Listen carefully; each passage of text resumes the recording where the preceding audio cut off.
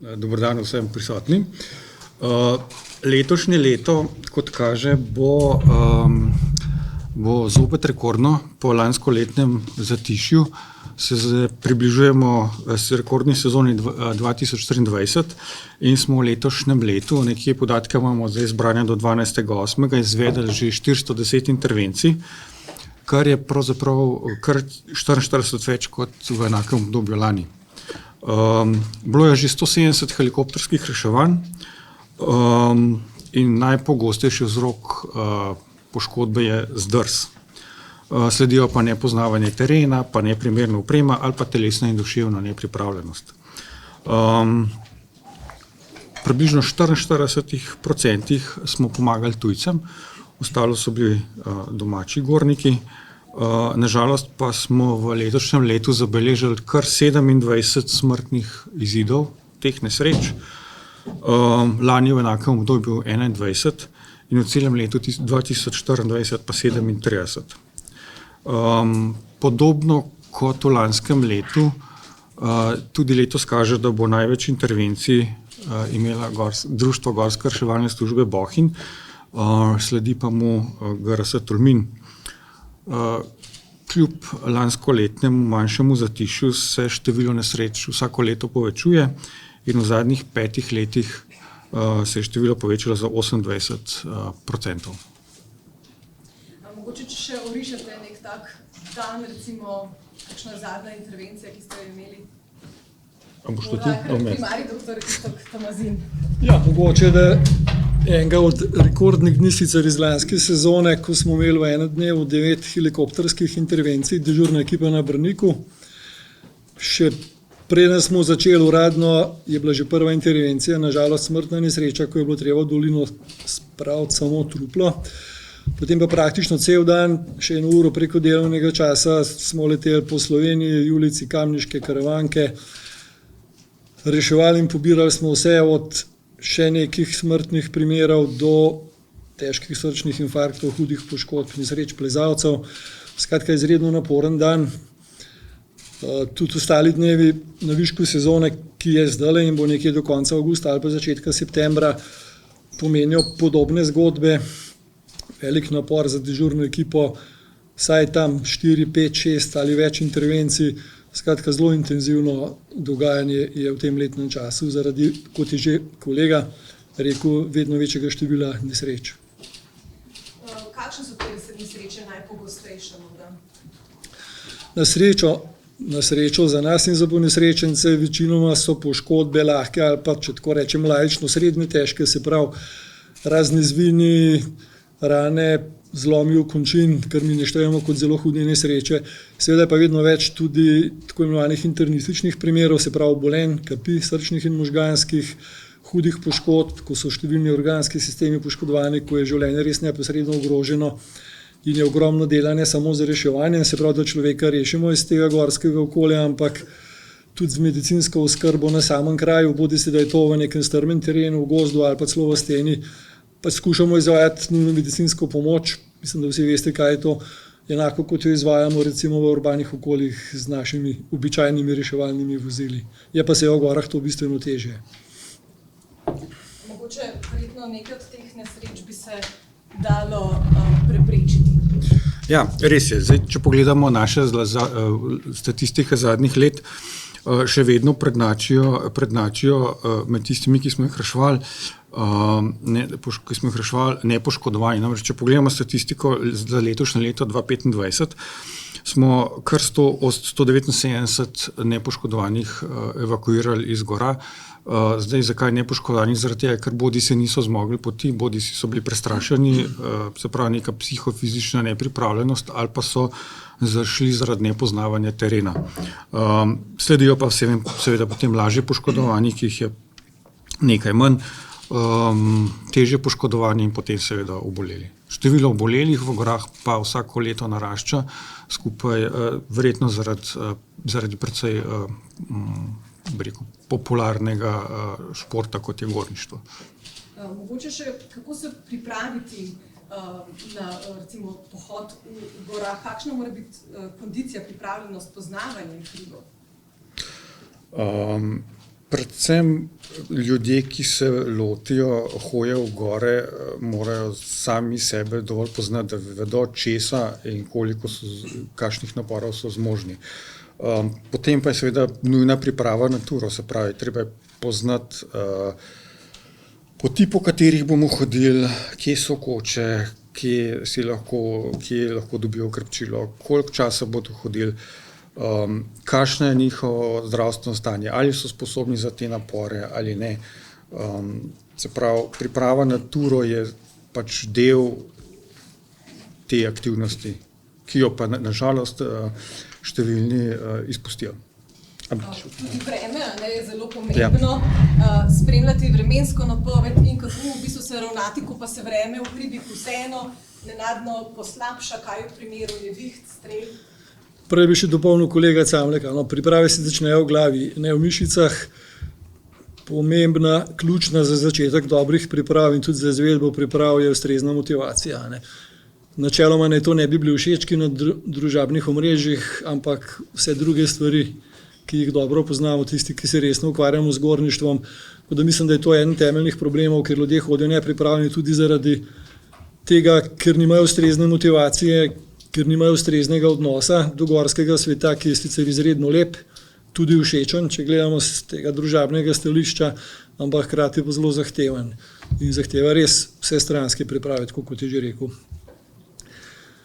Kar se pa tiče vremena, danes je bistveno lažje, kot je bilo v preteklosti, vremenskih napovedi je ogromno, seveda je dobro vedeti, katere vremenske napovedi so zanesljive, tudi kar precej dobrih člankov je. In danes, če malo poznaš ta segment informiranja oziroma informacij, lahko najdeš zelo zanesljivo, za moje pojme včasih že preveč zanesljivo, ker to jemlje čar negotovosti v gorah, včasih zelo, zelo zanesljive vremenske napovedi, tako da mislim, da nikogar, ki se resno pripravlja na gorniško turo, vreme pravzaprav ne bi smelo presenetiti. Napovedi danes po nekaterih vremenskih modelih so izjemno točne. Mogoče še vseeno te strele, kaj je tisto najpomembnejše, kam se lahko zatečemo, kam se lahko skrijemo, kako je s tem telefon odložiti, kdaj poklicati pomoč? Ja, do tega pride, če, kot sem rekel, ne upoštevamo zelo zanesljivih vremenskih napovedi, se pa lahko zgodi, tudi presenečenja so možna, tudi napovedovanje vremena ni 100%, ampak če nas že ujame nevihta ali se bliža nevihta, mi imamo celo smernice mednarodne za to, kako ravnati, ampak začnimo s preventivo. Osnovna preventiva je pravilo 30-30, se pravi, če vidimo, da se bliža nevihta in da je med bliskom in gromom, se pravi, razdalja časovna nekaj 30 sekund, kar pomeni, da je nevihta še oddaljena okrog 10 km, takrat se moramo skriti, takrat je skrajni čas. Ker to razdaljo lahko nevihta praktično v trenutku preskoči, se pravi, ne smemo čakati, da je res neposredno okrog nas začne treskati.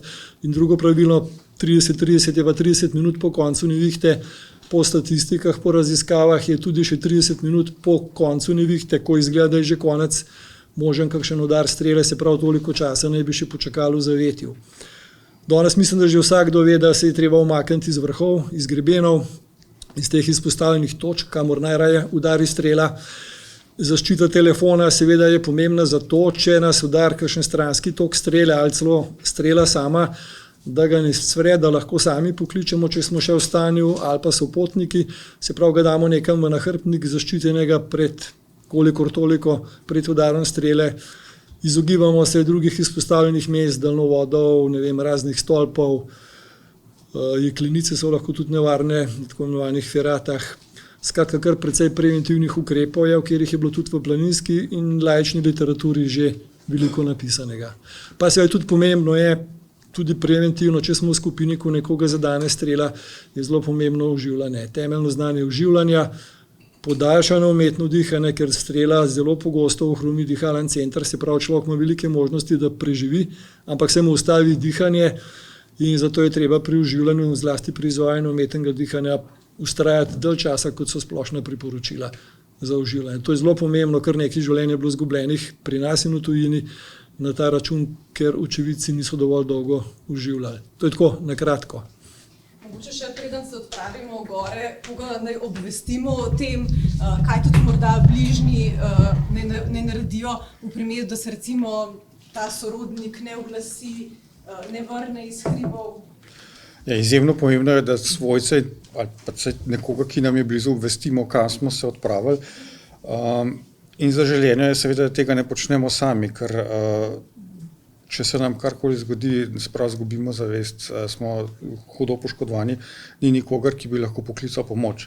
Sprav mi moramo svojce seznaniti s turo, kdaj gremo, približno časovni okvir, kdaj se bomo vrnili in nekako smiselno se tudi dogovorimo, kje in na kakšen način se bomo oglasili, kar najbrž, glede na sodobna komunikacijska sredstva ni zelo težko. Če se zgodi, da nekoga ni nazaj s ture in pa da nekako ne uspemo ga doklicati na telefon ali dobiti na telefon, pač obvestimo center za obveščanje, ki na to aktivira ustrezne službe, se pravi gorsko reševalno službo, na ustreznem območju in se sproži tako imenovana reševalna oziroma iskalna akcija. Kako bi bilo pa lahko to helikoptersko gorsko reševanje še bolj optimalno? Ja, eno je to, da bi pravzaprav lahko ekipo GRZS, ki trenutno deluje 4 mesece v letu, raztegnili njeno delovanje na celo leto. Trenutno je uporabljamo izven časa dežurstev intervencijo v gorah dela tako imenovana združena ekipa HNMP GRZS, kar pomeni, če takrat helikopter opravlja intervencijo v gorah, polovica Slovenije nima helikopterske nujne medicinske pomoči.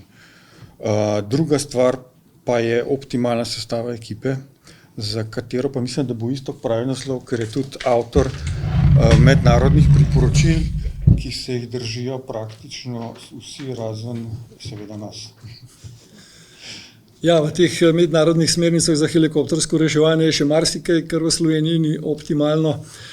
Kar se sestave ekipe tiče, ni optimalna iz preprostega razloga, ker imamo v helikopterju namesto medicinskega reševalca, tako kot v reševalnih vozilih, bi moral biti tudi v helikopterju, namesto njega sedi policist, ki ima policijske naloge. In to se pri gorskem reševanju ni optimalno. Medicinski reševalec, ki si ga želimo, za katerega si prizadevamo, da bi bil namesto policista, je desna roka zdravnika in samo ob njegovi asistenci lahko zdravnik izvaja najtežje posege, najtežje oskrbe. Tako da ponesrečencev in bolnikov, tako da to je en tak handicap. Potem so pa še številni drugi. Naš aktivacijski čas je čisto predolg, zaradi tega, ker nismo v istih prostorih. Lokacija letališča oziroma baze helikopterske je neoptimalna, skoraj nikjer na svetu to ni na mednarodnem letališču z vsemi omejitvami. Tudi zato si prizadevamo, da bi se preselilo iz Brnika, pa še marsikaj bi lahko naštel. Ampak da ne boste zdaj mislili, da je vse za nič. Po tehnični plati sodelujemo zelo dobro z letalskimi ekipami policije in vojske, tehnično smo enako usposobljeni kot najboljše reševalne službe v Evropi, v Alpah, tudi iz najtežjih sten, iz najtežjih mest lahko rešujemo, so pa te pomanjkljivosti, ki so jih zdaj naštela, pretežno organizacijske. Mogoče, preden gremo na vprašanje, še en nasvet, ki bi ga res položili na srce vsem, ki se odpravljajo v gore.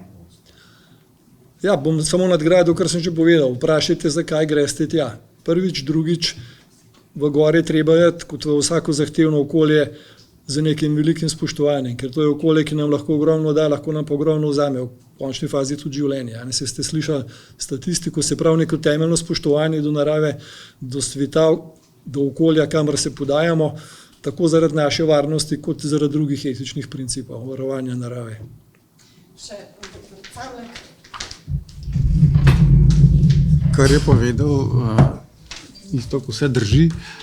Druga stvar pa, ko boste začeli hoditi v gore, počnite to, sicer če ste že starejši, boste začeli zdaj, ampak zelo zaželeno je, da se z tega lotimo čim prej oziroma takoj, ko lahko, ker ko ljudje, se pravi že otroci, pridobijo izkušnje gibanja v gorah, spoznavajo gorski svet, je v kasnejših letih to gibanje veliko bolj suvereno in poznavanje terena tudi, s tem se pa seveda zmanjša možnost nesreč. Najlepša hvala. Zdaj ste na vrsti vi, vprašanje. Jaka? Juk Aleksandra. Prvo bi vprašala, glede na to, da imate največ intervencij z nepoškodovanimi, kakšni pogoji pa morajo biti izpolnjeni, da sploh pridete na intervencijo? Ali lahko vsak pokliče in pridete? Ali drugo, koliko je dolgo to dovolj oživljanja? In tretje, ali ste sodelovali mogoče pri nakupu teh helikopterjev za reševanje? Kakšen je vaš komentar in kakšen je vaš komentar na helikopterske baze? Nekaj ste že povedali, zdaj vlada tudi tega ni uredila. Se pravi, vsakdo, ki se znajde v gorskem svetu v težavah, lahko pokliče 112. Seveda potem operater regijskega centra za obveščanje poveže ponesrečenca z vodjem akcije, ki je ponavadi član društva GRS, ki pokriva določeno območje, in on se odloči o načinu reševanja, ali bo to klasično reševanje peš ali bo potrebna aktivacija helikopterja.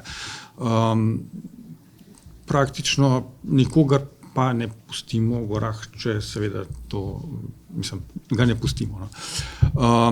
Kar se tiče, koliko je to dovolj oživljanja, načeloma veljajo priporočila, da oživljamo toliko časa, dokler ne pride profesionalna ekipa oziroma dokler časa nismo izčrpani.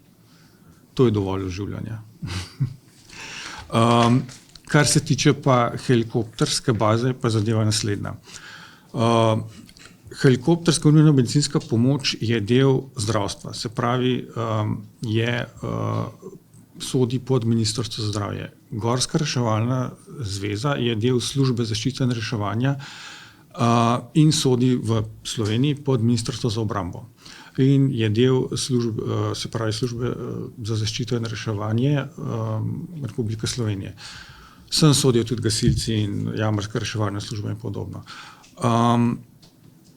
Razen te izjeme, ki sem jo povedal že predtem, da izven sezone zaradi predolgih aktivacijskih časov smo uvedli sistem, da v gorah sodeluje HNMP Brnik.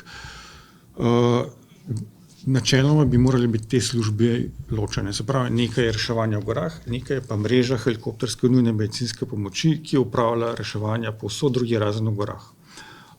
Kar se tiče helikopterskih baz HNMP, od naj nihče ni neki funkciji odločevalcev ali vodi tega, oba pa seveda sodelujejo tako pri HNMP Brnik in GRS reševanju. Kar se tiče baz HNMP-ja, je za mrežo zadolženo Ministrstvo za zdravstvo oziroma za zdravje in je v njihovi domeni, da vzpostavijo ustrezen sistem baz, ki bodo omogočili ustrezne, dostopne čase do vseh ponesrečencev. Zdravniki v gorski reševalni službi bi si pa želeli imeti bazo bližje večini nesreč, se pravi nekje bližje Julijcem, bližje Karavankam. Trenutno nam je najbolj pri srcu letališče Lesce, nismo pa nič navezani, če je bilo tudi izven letališča, ker s tem odpade veliko birokratskih ovir. Še tretje, trenutno v medijih najbolj aktualno vprašanje. Na začetku mislim, da ste mediji kar dokaj lepo poročali vseh stranpoteh in poteh te nabave helikopterjev, ki jih je res veliko. Dejstvo je, da se kupuje policijski helikopter. Vse skupaj je lepo, 2 helikoptera, vse skupaj je lepo zapakirano, da bosta to reševalna helikoptera, kar sicer najbolj verjetno bosta, ampak z omejitvami, ki so že izpostavljene, ne gre za optimalen model, ki je izpadel, je za naše potrebe boljši, definitivno, tudi cenejši. Izločilni pogoji so problematični, ampak mogoče v tem zdaj ne toliko, mogoče upam, da se jih bo kakšna uradna inštitucija lotila.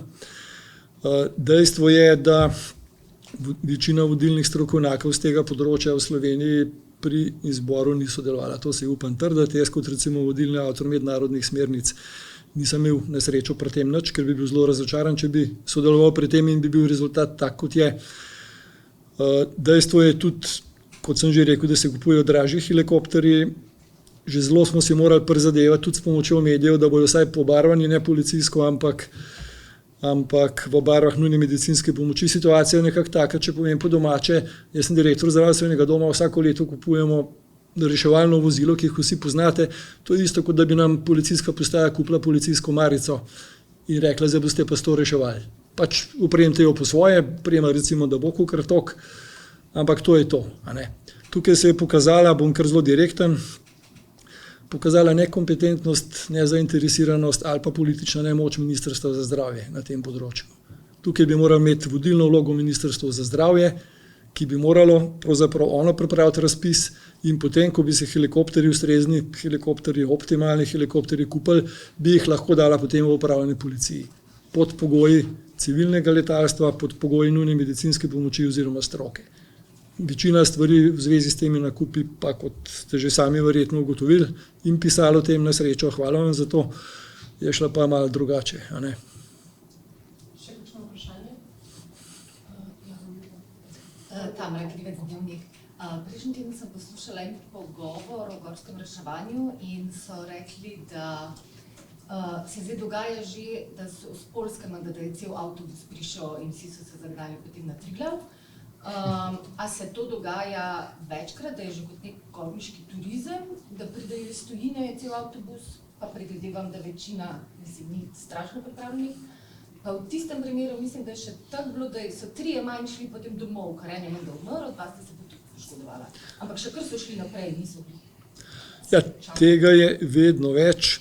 Treba je vedeti, zlasti obiskovalci iz tako imenovanih vzhodnih držav, Češka, Poljska, oni imajo zelo strogo omejitve v svojih naravnih parkih. Tam niti iz poti ne smeš zaviti, 20 metrov v gozd. In so te gore Alpe, ki so na nek način precej bolj, ker je precej bolj liberalen režim, pa tudi višje so, zanimivejše, obsežnejše, so za njih zelo zanimive. Je pa tudi med njimi.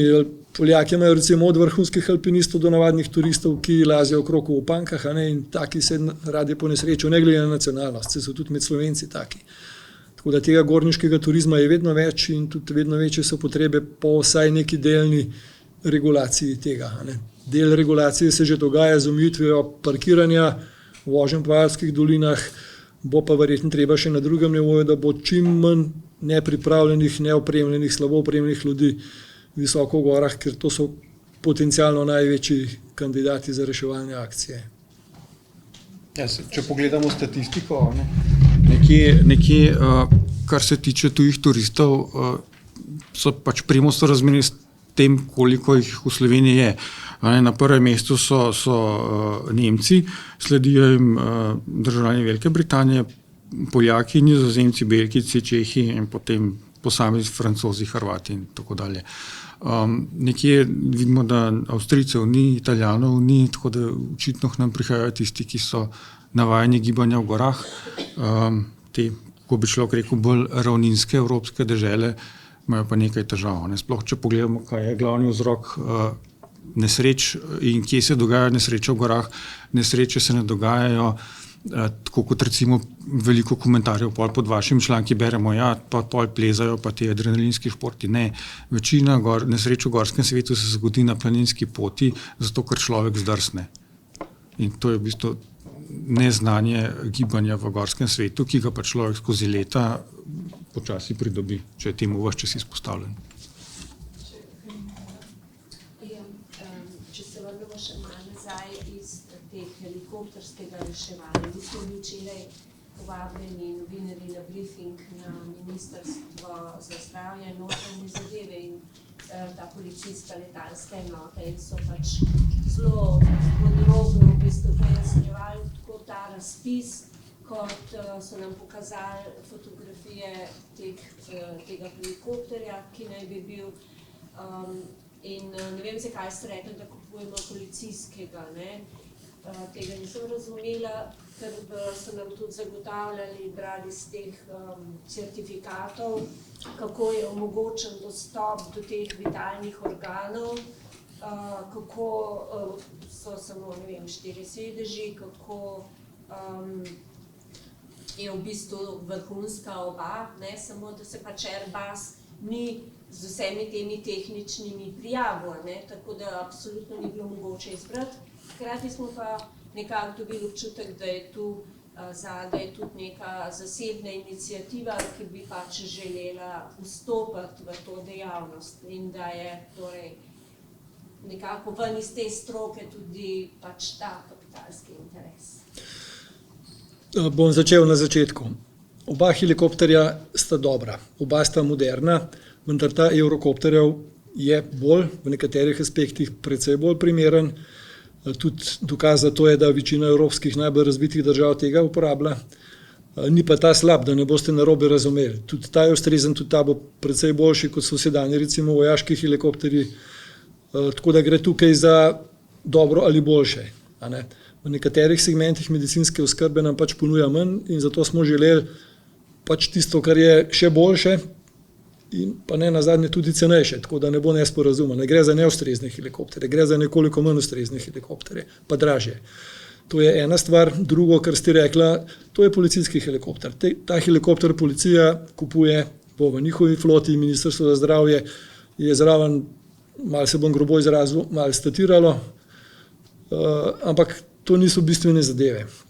Bistvene so organizacijske spremembe, v katerih mimogrede, če ste brali sobotno prilogo, kakšen mesec, dva nazaj, tam je bilo vse v mojem članku zelo natančno razčlenjeno, kaj bi moralo biti, kaj ni in tako naprej. Tako da verjamem pa, da je policija zelo poskrbela za reklamo. Imajo sicer en utemeljen razlog, ki pa stališča policije ne bi, stališča pacientov oziroma ponesrečencev ne bi smel biti bistven. Imajo že dva taka helikopterja in iz logističnih razlogov, servis in tako naprej, je za njih enostavneje, da imajo isti tip. Tukaj jih razumem, samo mi smo zdravniki, mi smo medicinci, nam je primarna optimalna oskrba pacienta in ta Eurocopter bi za manj denarja omogočal nekoliko boljše delo. To je, če tako zelo poenostavljeno povem.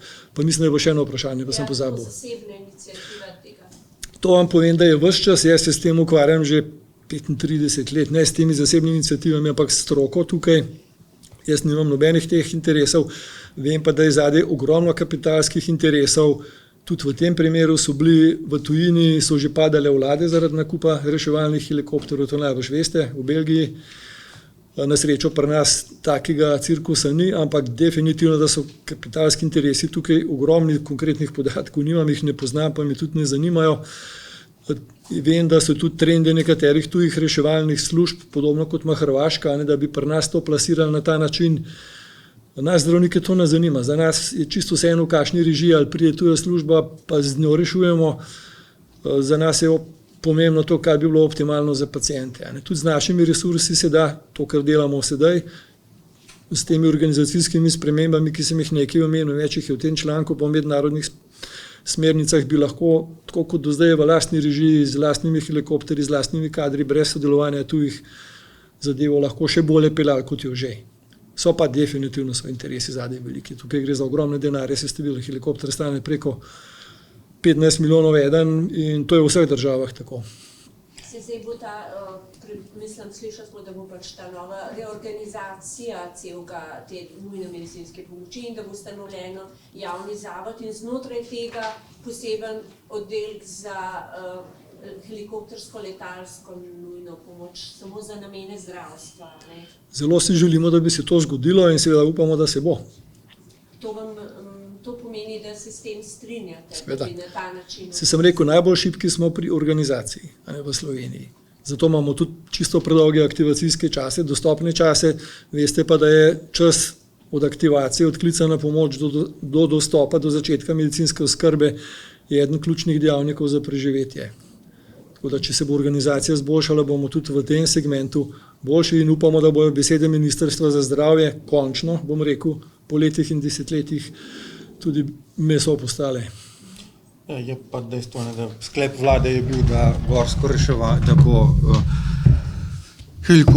prevoze helikopterske nujne medicinske pomoči in medbolnišničnih transportov upravlja policija, gorsko reševanje pa Slovenska vojska pa, kolikor smo pač uspeli biti seznanjeni, je tudi v postopku nabave novih helikopterjev, katerih mislim, da bo se eden namenjen gorskemu reševanju. Tako da dodamo še to, za kar smo tle. Ne? No in ti helikopterji bojo pa zelo ustrezni za gorsko reševanje, ki jih bo vojska kupila. Se v bistvu gre za večjega in močnejšega brata od teh policijskih, to uporabljajo kar številne alpske države, tako da če bo vojski res uspel dobiti te helikopterje in obdržati kader, ker trenutno imajo velike kadrovske težave zaradi odliva pilotov, mislim, da bo vsaj po tehnični plati ta segment dobro pokrit. Ampak to bo verjetno še nekaj let, ker rok za dobavo helikopterjev je kar dolg. Kakšna je pa razlika, če smemo vprašati, če pravite za gorsko reševanje bolj primeren teli, ki pa se zdaj kupujejo za nujno medicinsko oziroma helikoptersko nujno medicinsko? Kakšna pa je? Razlika je v tem, kot sem rekel, to je večji brat, noter je precej več prostora, se pravi ta šibka točka tega policijskega, ki se izpostavlja, več prostora za oskrbo, lažji dostop do pacienta, pa precej močnejši. Ne vemo, da gorsko, ta vojaški, bodoči vojaški, pa še močnejši je. Namreč zahteve za nujno medicinsko pomoč in gorsko reševanje so različne. Se pravi, helikopter za nujno medicinsko pomoč deluje tudi v urbanem okolju, mora biti dovolj majhen, da praktično pristane kjerkoli, da omogoča varen vstop in izstop praktično kjerkoli. Medtem ko za gorsko reševanje mora biti močnejši, mora imeti dovolj prostora za vso opremo, ki je potrebno za gorsko reševanje. In pa zaželeno je seveda, da ima tudi prostora za več ponesrečencev, ker vedno večkrat rešujemo ne samo enega, ampak cele skupine ljudi iz gora. Tehnične zahteve in karakteristike helikopterja so druge. Mi dva nisva sicer strokovnjaka za helikopter, boste morali pač pri vojski vprašati, ampak glede na tisto, kar počnemo, tako isto rekel, več prostora imamo, več pa v težjih vremenskih pogojih in kopenskih delujemo.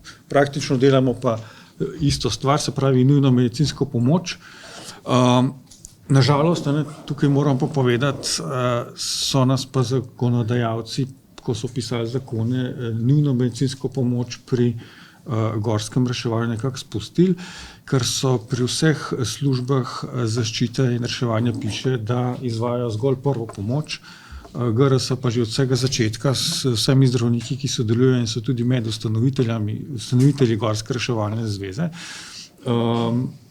izvajamo nujno medicinsko pomoč in tukaj imamo zdaj smo ugotovili pravno luknjo, kjer pravzaprav mi delamo nujno medicinsko pomoč, nikjer pa nimamo zakonskega kritja in opredelitve. Visimo nekje v zraku. Iz kje ste izpuščeni? V zakonu o zaščiti in reševanju piše, da Gorska reševalna služba izvaja prvo pomoč. Kar pa mi počnemo, pa ni več prva pomoč, je nujna medicinska pomoč. Ja.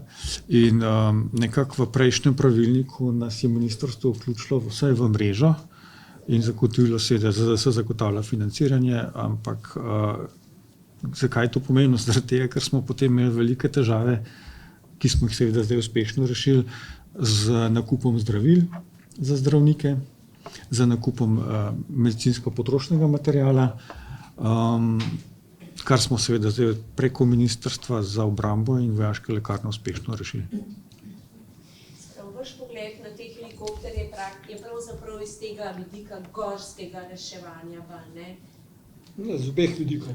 Helikopterska nujna medicinska pomoč in gorsko reševanje. Se je Luka lepo izpostavil razlike. Delamo pravzaprav isto, samo v gorah v mnogo težjih okoliščinah praviloma. Dejstvo je, da trenutno tudi helikopterska nujna medicinska pomoč, ker nimamo vsakodnevnih dežurstv za gorsko reševanje, pokriva z dodatnimi člani, gorskimi reševalci, tudi gore.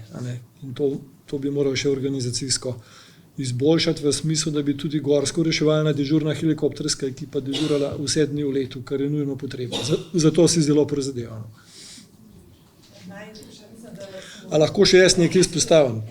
Pa bom vas novinarje vprašal. Če mi lahko kratko in jasno odgovorite, kdo rešuje v slovenskih gorah? Ja, vi. Ne. Ja. Če beremo medije, pogosto izpade, da rešuje policija. Pa bi rad poudaril, da v slovenskih gorah, pa mogoče če kakšna priložnost, kdo tudi napiše, rešuje Gorska reševalna zveza Slovenije. Policija in vojska sodelujeta samo kot prevoznika, s svojimi helikopterji pa letalskimi posadkami. Ker imata pa pač zlasti policija zelo aktiven, tukaj si zaslužijo pohvalno PR, večkrat v medijih izpade, kot da rešuje policija. Gorska reševalna zveza Slovenije rešuje ob sodelovanju policije in vojske. To mi je še ležalo na duši. Zdaj, pri teh helikopterjev se veliko pogovarjamo o prostoru za glavo. Kako pogosto, glede na to, da mediji, da se včasih postavite kar na neki nivi in opravite, ker pač ni v helikopterju dosti prostora, kako pogosto se to zgodi in kako pomemben je ta prostor za glavo? Statistike v tem nimamo, tudi če je enkrat na let, je to lahko razlika med preživetjem in smrtjo. Ker če moraš ti pacienta intubirati, če ne more več dihati, je to izredno težko narediti od strani, mora biti, če ste kdaj videli v osi, mora biti za njegovo glavo. In to pri teh helikopterjih policijskih, kolikor vemo, v konfiguraciji, za katero pa še točno ne vemo, kakšno bo, ni možno. Pri Eurocopterju bi bilo, to je ena od takih razlik, ki se najbolj izpostavlja. Seveda to rešujemo z improvizacijo in tako kot ste rekla, če pač do tega pride, da pacient med prevozom neha dihati, pač pristanemo na najbližji njivi travniku in to izvedemo, samo to je spet izguba časa in bolj ogroženo zdravje ali pa preživetje pacienta. Pa se to dogaja, da ljudje pač delate intubacijo med letom? To je sploh možno, mislim. Ja, včeraj smo slišali, da se to absolutno ne more med gibanjem. Kdo pa je to rekel? Zdravnik? Ne. Policaj, evo, smo že tam. Ministrstvo za zdravje, da je to intubacija med letom, med gibanjem in to absolutno nemogoče. Jaz sem jo že delal. To je govoril verjetno kakšen pisarniški mol, ki še nikoli v življenju ni rešil s helikopterjem. Da vas malo, zdaj tako, kar ste spraševali, kar se tiče prostora za glavo, zakaj je to tako pomembno? Predstavljajte si intervencijo, v kateri recimo dežuje, so neugodne razmere. V dolini bomo tega poškodovanca prenesli v rešilca, kjer bomo na suhem in relativno toplem okolju skrbeli dihalno pot. V gorah tega ne moremo, se pravi, ali pa recimo s helikopterjem, če govorimo za HNMP, v gorah itak so čisto druge razmere. Ko helikopter pristane, bi morali to narediti na prostem, na dežju, snegu ali kjerkoli. Če pa nesrečenca prenesemo v helikopter in nimamo prostora za glavo, potem tega tudi v helikopterju ne moramo narediti. In seveda smo spet pri neki improvizaciji, ki je do neke mere dopustna v gorskem okolju, ker se znajdemo v razmerah, kjer je omejeno naše gibanje, nekje v dolini pa to seveda ne gre. Zdaj, kolikrat smo to naredili, res statistika ni, ampak vsakič je preveč, ker se te transport moramo zaradi tega ostaviti. V reševalnem vozilu, kjer se rešilec premika po cesti in je nevarnost, da se lahko zaleti ali pa pride do nenadnega sunka, se res ne da intubirati. Ampak v helikopterju, kjer je pa let veliko bolj miren, pa verjemite, da se da. Jaz je mogoče tole, kar je zdaj nazorno povedal, verjetno vsi poznate konfiguracijo rešilcev, teh cestnih. Tam zdravnik sedi za glavo, se pravi, pacient je takole in imaš idealno za intubacijo. In to se mi želimo tudi v helikopterju. To je ta razlika, v kateri se to piše. Če imaš pa pacienta prečno, moraš pa, kar je pa izredno težko. Mislim, da smo bili zelo, zelo izčrpni. Najlepša hvala. Prej ste omenili natikače, pa bi samo vprašal, vem, da na to obutev že dolga leta opozarjate, a so še vedno, tudi v letošnji sezoni primeri, nekdo gre v gore, visokogorje v natikačah, v Superga, kako pogosto imate te primere? Ja, konkretne statistike o tem nimamo, ampak iz prakse vam pa povem, da je to še zmeraj pogosto. Tudi proizvajalci natikačev so zelo agresivni s svojim PR-em, da je to primerno za vse terene. Če se malo pošalam, so primeri taki, seveda. Je pa ustrezna oprema dostopna, znanja pa nažalost ni to uporabljati. Tako da tukaj imamo zdaj probleme. Hvala vam, želim vam čim manj intervencij. Vam pa hvala, da ste prišli.